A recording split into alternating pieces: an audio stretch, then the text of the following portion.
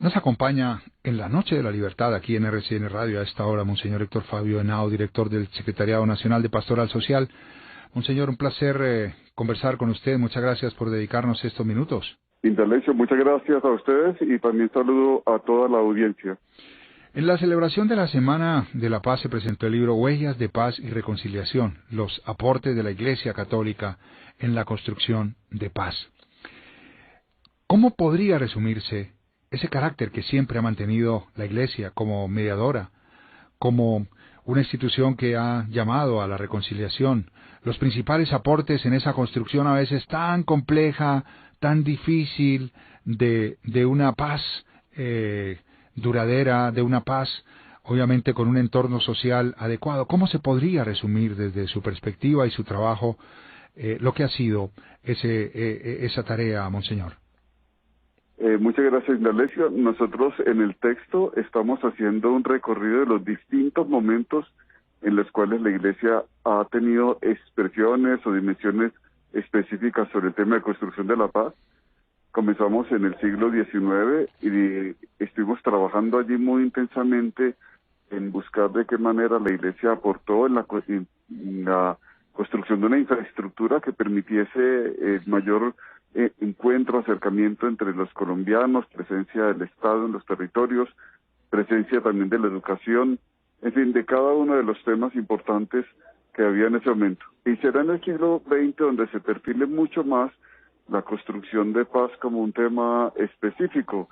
Y entonces veíamos primero una fase en la cual hay un trabajo fuerte para lograr que se diera el diálogo social, para lograr que se comenzara como a identificar los distintos sectores de la ciudadanía en torno a un objetivo común, que es la construcción de nación.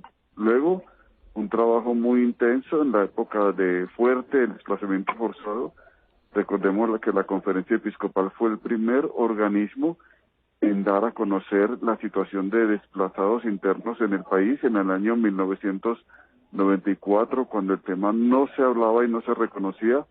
Comenzamos ese trabajo y unos pocos años después se da la primera ley sobre tema de desplazamiento forzado y después hacemos parte de la Comisión de Garantías y de seguimiento, que es la que apoya a la Corte Constitucional en esta materia. Luego viene una época en la cual la Iglesia interviene en varios procesos de paz, como garante, pero sobre todo como acompañante y tutor moral. Recordemos que la Iglesia en los procesos de paz que están en los años 90 interviene muy activamente y está allí entonces haciendo presencia.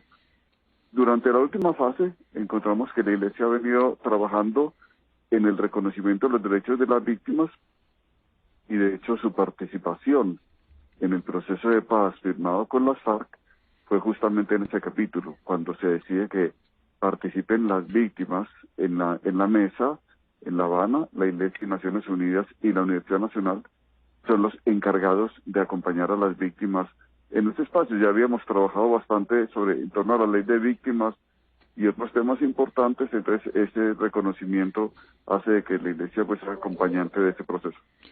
Monseñor, obviamente cambian los tiempos, la presencia de la Iglesia ha sido permanente en todos los escenarios y tal vez desde la perspectiva de lo que está pasando, ¿cuál es el reto más importante en vista de la situación social, en vista de la circunstancia de fragilidad que a veces se avisora para la consolidación de un proceso de paz, en vista de los problemas de violencia que parecen replicarse en esta coyuntura?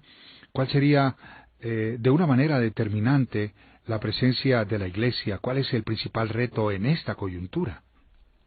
La Iglesia publicó no hace mucho tiempo en la Conferencia Episcopal un texto que se llama Artesanos del Perdón, la Reconciliación y la Paz. En ese texto la Conferencia Episcopal hace un llamado para que asumamos el reto de ser artesanos de la reconciliación. Eso significa que metamos nuestra mente, nuestras manos, nuestra inteligencia en una labor que se convierte, según la Conferencia Episcopal, en una verdadera artesanía. Es decir, algo frágil, pero que hay que estarlo trabajando continuamente, que hay que estar imaginando, que hay que estar cuidando muchísimo, que hay que estar rodeando.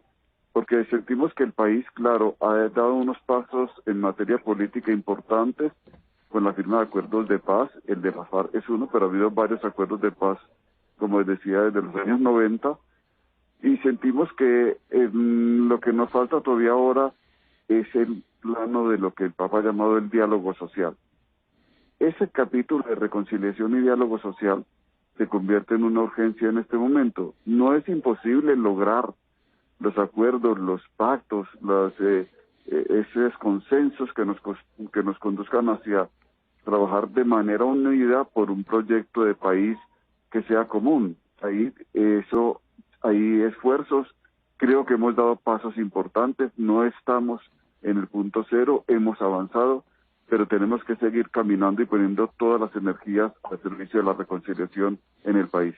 Pero usted habla de un trabajo unido. ¿Cómo concitar, obviamente, en una coyuntura tan compleja de polaridad, en la antesala de un proceso electoral, cómo concitar todos los espíritus, un trabajo colectivo en todos los niveles, monseñor? ¿Cómo hacer que la mirada se dé hacia un mismo lugar de lo social, de las dificultades, más allá, por ejemplo, de esa coyuntura política que es tan enrarecida muchas veces? Sí, la conferencia episcopal ha venido trabajando muy intensamente en torno a un pacto de todos los colombianos y colombianas por esa construcción de país y por la reconciliación. Aquí hay que trabajar en clave de pacto. Nosotros creemos que la idea de pacto es fundamental, que hay que avanzar en ella, que hay que darle forma, digamos, esa posibilidad de construir, pero eso requiere un trabajo continuo, de largo plazo, requiere un esfuerzo, digamos, concitado, y para eso estamos buscando que, por ejemplo, para las elecciones próximas haya un pacto de no violencia durante las elecciones y que eso lo firmen todos los candidatos, como se hizo hace 4 años cuando el presidente Duque y los candidatos de ese momento firmaron ese pacto convocado por el Consejo Nacional de Paz. Que hayan pactos regionales. Hay que ir en el paso a paso, que se den diálogos sobre la problemática juvenil, que se reconozca a los jóvenes como un actor juvenil, un actor social y político muy importante en este país. Todo eso tenemos que ir avanzando en esos terrenos y nos parece entonces que no va a darse una solución global de una vez, pero sí podemos ir creando espacios de diálogo. Tenemos el desafío grande de lo que ha sido el estallido social, que nos ha requerido también diálogo. Se hicieron ejercicios muy importantes, no se perdió el ejercicio que se hizo, no se perdieron los esfuerzos. Esos esfuerzos dieron unos pasos que nos muestran que es posible ya no pensar solamente en la negociación de un conflicto armado, sino también en hacer diálogo en torno al conflicto social, y allí hemos dado pasos importantes.